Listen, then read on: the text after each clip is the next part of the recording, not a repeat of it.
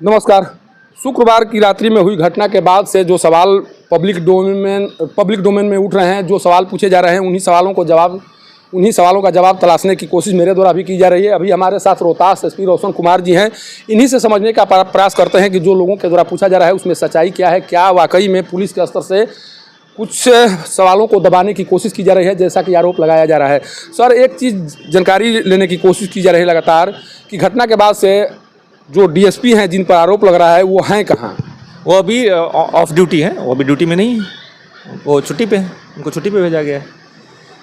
कार्रवाई के तहत उनसे छुट्टी पर भेजा गया है कि उनके आवेदन पर भेजा गया है? डीएसपी के ऊपर कार्रवाई करने के लिए मैं सक्षम, एसपी सक्षम प्राधिकार नहीं है, उसके लिए मुख्यालय सक्षम प्राधिकार है, गृह विभाग है। उसके हम लोगों ने मतलब जो जिला स्तर से पुलिस उप महानिरीक्षक के माध्यम से जो रिपोर्ट भेजी जाती है वो भेज दी गई है। अब मुख्यालय इस पर अपना कार्रवाई करेगी। सर, एक बात और कही जा रही है कि जब रोहतास में रोशन कुमार जी के द्वारा योगदान दिया गया था, पूरा भरोसा था कि नहीं उनके द्वारा न्याय संगत कार्रवाई की जाएगी, जो तथ्य होंगे उसके आधार पर कार्रवाई की जाएगी, लेकिन इस मामले में कहीं ना कहीं उनके द्वारा अपने विभाग को बचाने की कोशिश की जा रही है। इस तरह का आरोप लगाया जा रहा है। देखिए, आरोप वेग बात नहीं करिए, आप स्पष्ट पूछिए किस बात पे आप कह रहे हैं कि किस बिंदु पे बचाया जा रहा है, उसका सवाल स्पष्ट सवाल पूछिए। नहीं, जो डीएसपी के वहाँ तक पहुँचने का मामला जो बातें कही जा रही हैं, जो एफआईआर में जिक्र किया गया है जिस तरह से कि नहीं डीएसपी दुर्भावना से ग्रसित होकर वहाँ पर पहुँचे हुए थे, इस तरह के संदर्भ में पूछा जा रहा है कि जो पीड़ित के द्वारा जो बात कही जा रही है उस बात पर ध्यान नहीं दिया जा रहा है। कौन कह रहा है? घटनास्थल पे कोई है जो मतलब जिससे भी आप बात कर रहे हैं, कोई बता रहा है घटनास्थल पे जो लोग थे उनमें से कोई बात किया है? उनके परिजनों का घटनास्थल पे नहीं थे ना, परिजन तो घटनास्थल पे नहीं थे। अभी कैंडल मार्च निकाला जा रहा था, वहाँ पर भी हम लोग बात करने की कोशिश कर रहे थे, तो उन लोगों का यही कहना है कि आखिर पीड़ित पक्ष का जो आवेदन है उस पर कहाँ गंभीरता से विचार हो रहा है। फिर आप एक सवाल पूछ रहे हैं, किस बिंदु पे गंभीरता से विचार नहीं हो रहा है? जब सब तरह से साक्ष्य संकलन किया गया है, पिस्टल जब्त किया गया, घटना से सारी चीज़ें बरामद की गई, दोनों के आवेदन पे एफआईआर किया गया, एनएचआरसी जो national human rights commission, state human rights commission को, मुख्यालय को, सबको रिपोर्ट भेज दिया गया, सारा सीजर लिस्ट सब कुछ शेयर कर लिया गया।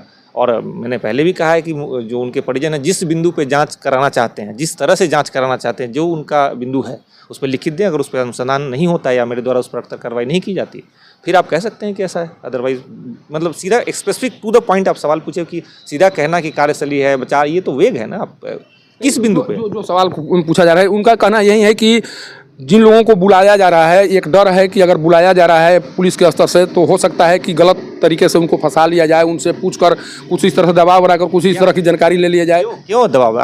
अपने पर उनको प्रॉपर नोटिस दिया जा रहा है, आप थाना पे उपस्थित होकर वीडियो रिकॉर्डेड बयान अपना दर्ज कराएं। इसमें डरने की क्या बात है? जब आप घटनास्थल पे तो आपको लगता है कि आपने कुछ नहीं किया है तो आप खुद सामने आए।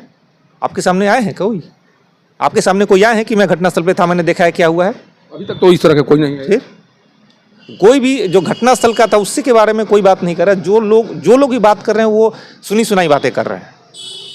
और परिजनों द्वारा भी, परिजनों से मैं मिल चुका हूँ, परिजनों को कहीं से कुछ उनका जो भी उनके बिंदु थे उस पर मैं उनको आश्वस्त कर चुका हूँ और हर तरह से उनको आश्वासन दिया गया कि आश्वासन एकदम लिखित और हम लोग अकाउंटेबल है, ह्यूमन राइट्स कमीशन से लेके जुडिशरी से लेके सबको अकाउंटेबल है। तो ऐसे रैंडम और वेग बातें करने का कोई मतलब नहीं है। आप कार्यशैली या विश्वसनीयता की बात करते हैं, आप बताइए किस बिंदु पर?